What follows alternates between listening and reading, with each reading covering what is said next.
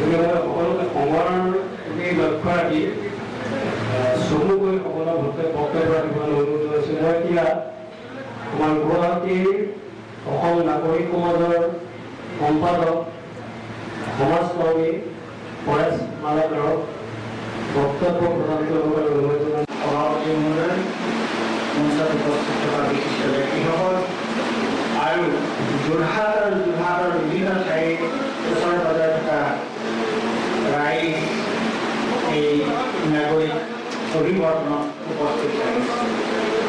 বতৰটো কিমান গৰম সকলোৱে গম পাইছে, কেনেকুৱা অৱস্থা।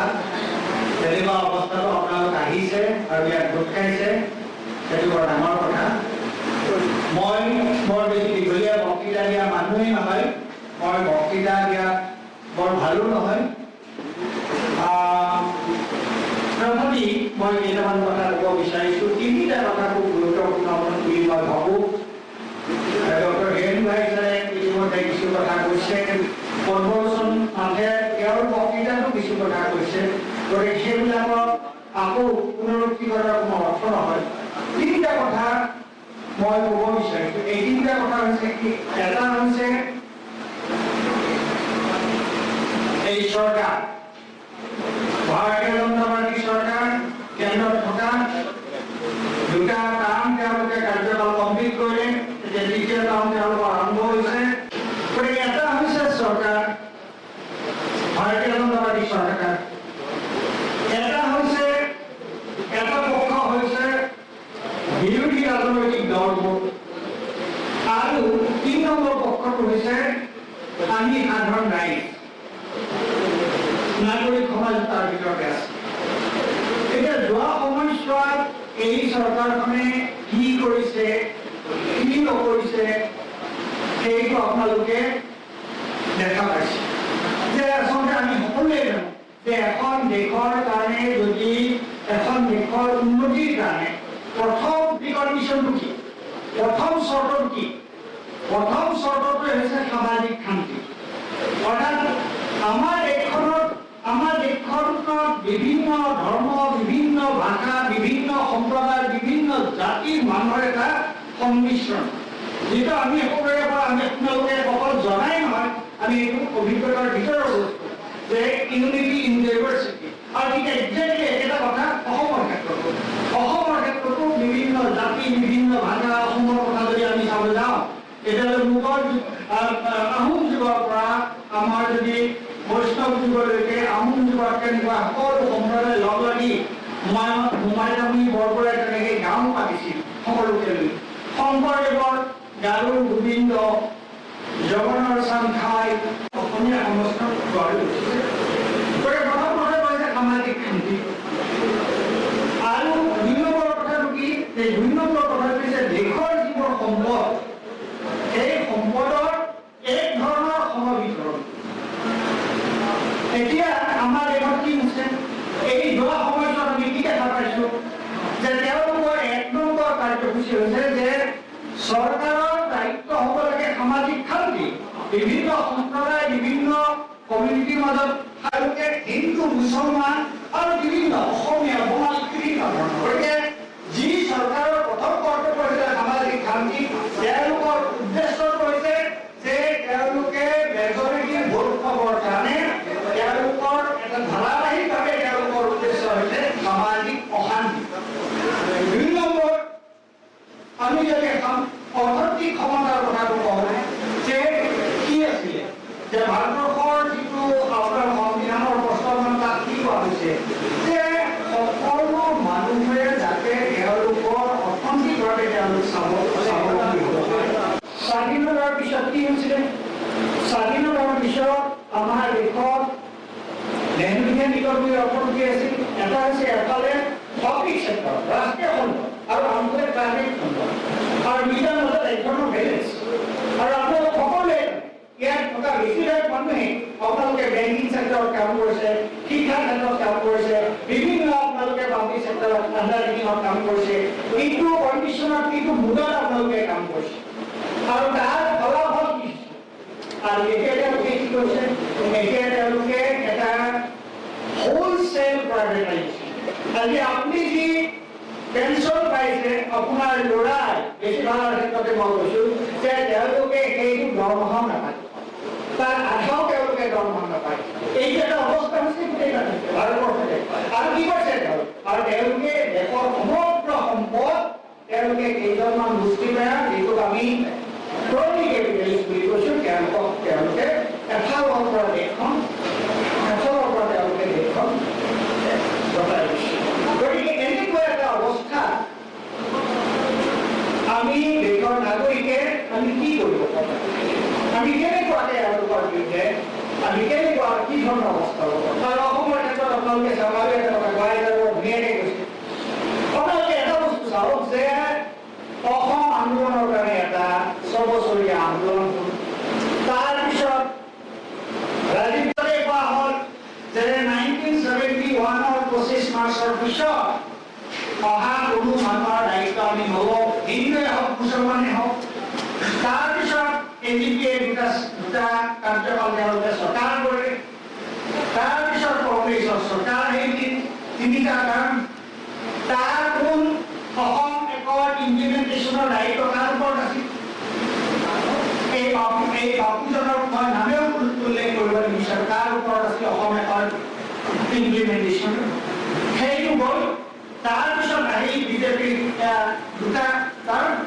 আৰু নৰেন্দ্ৰ মোদীয়ে কি কৈছিল আপোনাৰ সকলোৰে মনত আছে যে 16 মে 2014 পিছত সকলো তাবুল কালিব লাগিব।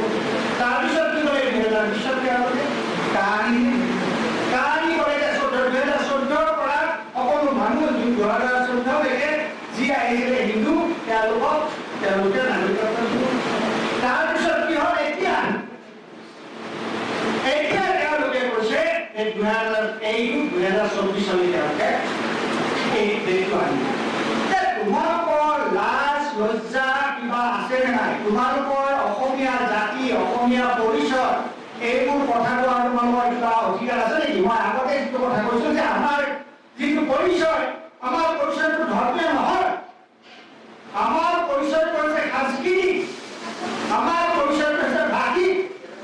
তেতিয়াহ'লে তোমালোকে আমাৰ যে পৰিচয়ৰ কথা কৈ থাকা, অসমৰ পৰিচয় ৰাজনীতি কৰি থাকা, তেতিয়াহ'লে তোমালোকে কি কৰিবা?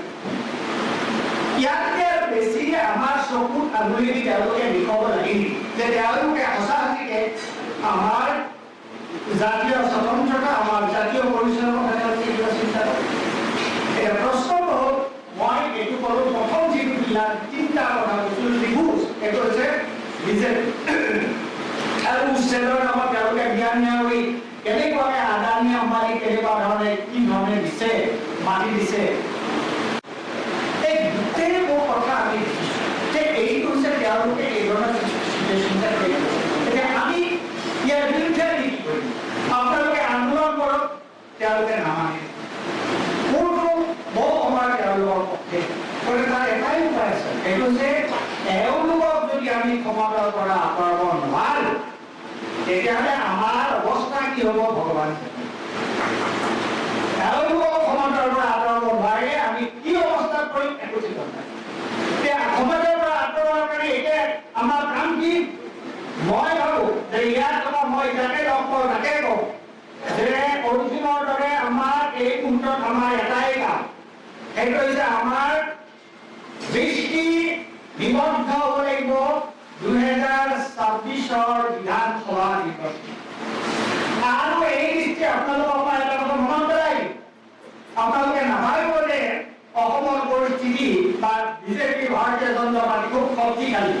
আপোনালোকে মনত কৰকচোন 2021 চনত যদি অসম জাতীয় পৰিষদ আৰু ৰাইজৰ দল যদি এইটো যুদ্ধ মৰ্চাৰ লগত থাকিলহেঁতেন, কাৰ চৰকাৰ হ'ল? গতিকে এতিয়া আমাৰ কথাটো হৈছে যে আমি যদি এওঁলোকৰ পৰা পৰিত্ৰাণ পাব লাগে, তেতিয়াহ'লে আমি আমাৰ একমাত্ৰ কাম হ'ব এওঁলোকক আঁতৰোৱা। আৰু তাৰ কাৰণে আমি যে অসম নাগৰিক পঞ্জীয়নৰ কথা কৈছোঁ, আজি 7 মাহৰ পৰা আমি চেষ্টা কৰি আছো নেতৃবৃন্দক এক কৰা। আৰু এই 6জনীয়া কমিটি এটা কৰিছিলোঁ, হীৰেণ গোহাঁই ছাৰৰ নেতৃত্বত হীৰেণ গোহাঁই, হৰেকৃষ্ণ ডেকা, অজিত কুমাৰ ভূঞা, মই প্ৰফেচাৰ আব্দুল মান্নান, শান্তনু বৰঠাকুৰ, আমি সকলোৱে লগ লাগি বিৰোধীহক নেতৃবৃন্দক এক কৰিবৰ কাৰণে চেষ্টা কৰিছোঁ। অখিল গগৈ সকলোৰে লগত আমি কেইবাৰ আলোচনা কৰিছোঁ। এতিয়া আমি কি কাৰ্যসূচী ঠিক কৰিছোঁ, অসম নাগৰিক সন্মিলনৰ পৰা আমাৰ দুই ধৰণৰ কাৰ্যসূচী। এটা হৈছে যে আমি বিৰোধীক ঐক্য কৰাৰ কাৰণে যি প্ৰচেষ্টা, সেই প্ৰচেষ্টা জাৰি ৰাখিব লাগিব। আৰু দুই নম্বৰ, আমি নাগৰিকসকল যিসকল ৰাজনৈতিক দলৰ লগত থাকিব পাৰে, কিন্তু যিসকল নাগৰিক কোনো তেওঁলোকে সাধাৰণতে কোনো ৰাজনৈতিক দলৰ লগত তেওঁলোকৰ কোনো ৰাজনৈতিক উদ্দেশ্য নাই, তেওঁলোকৰ সমাজৰ লগত কোনো সম্পৰ্ক নাই, তেওঁলোকে নিজে মন্ত্ৰী এমএলএ হ'ব নিবিচাৰে, তেওঁলোকে বৰ্তমান পৰিস্থিতি তেওঁলোকৰ এটা ভূমিকা আছে নে? তেওঁলোকে কি কৰিব? এই এখন সুন্দৰ দেশ ভাৰতবৰ্ষ, এই আইডিয়া অফ ইণ্ডিয়া আমাৰ বেছি নকওঁ। আইডিয়া অফ ইণ্ডিয়া মানে কি বুজায়? The institution independent institution. গণতান্ত্রিক অনুষ্ঠানবিলাকৰ কৰ্তব্য কি? আৰু তাৰ ইনষ্টিটিউচনবিলাক যদি ইনক্লুচিভ ডেমক্ৰেটিক হৈ থাকে, তাৰ ফলাফলটো আমি সাধাৰণ মানুহে কেনেকৈ পাওঁ? গতিকে idea of India is a state, এইটো এটা বিপদৰ সন্মুখীন হৈছে। আইডিয়া অফ আছাম এইটো এটা বিপদৰ সন্মুখীন হৈছে। গতিকে তেনেকুৱা সময়ত আমি নাগৰিকসকল যি সময়ত নাগৰিকসকলে যদি সকলো পাৰ্টি ধুনীয়াকৈ লেভেল প্লেইং ফিল্ডত চবেই নিজৰ কাম কৰি আছে, বিজেপি, কংগ্ৰেছ, অন্যান্য পাৰ্টি তাত আমাৰ মাত মাতিব লগা একো নাই। কিন্তু যেতিয়া এটা পাৰ্টি আহি প্ৰেচিডেণ্ট নাই, আমি কংগ্ৰেছ মুক্ত ভাৰত কৰিম, আমি 33 বছৰলৈ আমি ক্ষমতাত থাকিম, আমি 50 বছৰলৈ ক্ষমতাত থাকিম, তাৰমানে তেওঁলোকে no scope for any political lord. আমি সব তেওঁলোকৰ গোলাম নেকি? সেইটো আমি এই কৰিব দেখাইছে ন্যায়পালিকা আৰু এটা হৈছে প্ৰশাসন। এতিয়া বুদ্ধিজীৱীসকলে পণ্ডিতসকলে কৈছে যে নাই, গণতন্ত্ৰত আমি এটা পঞ্চম স্তম্ভ সংযোগ কৰিব লগা হৈছে। এই পঞ্চম স্তম্ভটো কি? এই পঞ্চম স্তম্ভটো হৈছে নাগৰিক সমাজ। সেইটো এই যোৱা 12 বছৰ 10 বছৰৰ যিটো আমাৰ পৰিক্ৰমা, ৰাজনৈতিক পৰিক্ৰমা, সেইটোৱে আমাৰ চকুৰে ফটফটীয়া কৰিছে। আজি আপোনাৰ যোৱা অনাগত নিৰ্বাচনত নাগৰিক সমাজৰ যিটো ভূমিকা, 2024 লোকসভা নিৰ্বাচনত নাগৰিক সমাজৰ যিটো ভূমিকা, যোৰহাটত আপোনালোকে যি কেইখনমান যি গুৰুত্বপূৰ্ণ ভূমিকা পালন কৰিছে। সকলোৱে ভাবিছিলে তেওঁলোকে যে এতিয়া গৌৰৱ গগৈ অকল কৰি আহিব। আজি গৌৰৱ গগৈৰ কাৰণে কংগ্ৰেছৰ মানুহে কিমান কাম কৰিছে নাজানো। মই নিজে গুৱাহাটীৰ পৰা আহি ইয়াত কিমান জানি মিটিং কৰিছো, আৰু যোৰহাটত আমাৰ বন্ধু বান্ধৱসকলে কেনেকুৱাকে মিটিং কৰিছে।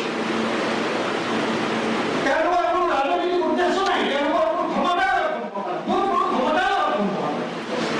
কিন্তু দেশখনৰ ওপৰত এটা অত্যাচাৰ, এই ধৰণৰ এটা অনিয়ম যদি হৈ থাকে, মই কেনেকৈ সহ্য কৰোঁ? এজন ব্যক্তি দিছে মোৰ চকুৰ আগত। মোক কোনোবাই ক'ব পাৰে যে কিহৰ কাৰণে আপুনি এইবিলাক কামত লাগিছে? মোক কোনেও এইবোৰ কামত লাগি থাকিবলৈ কোৱা নাই।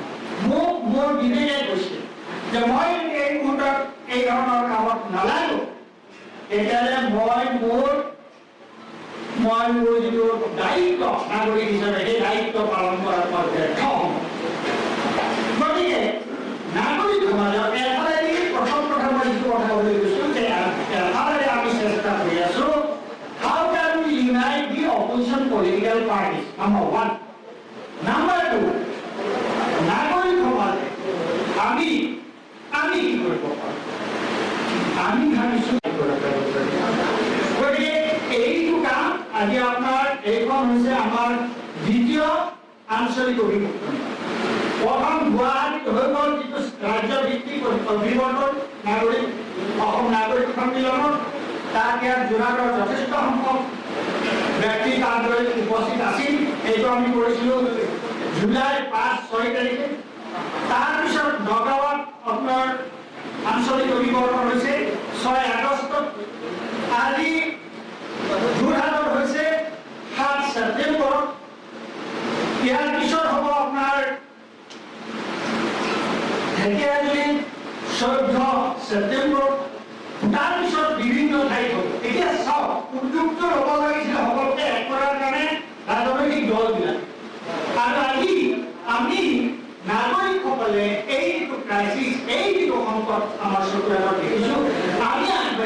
আমি কেনেকৈ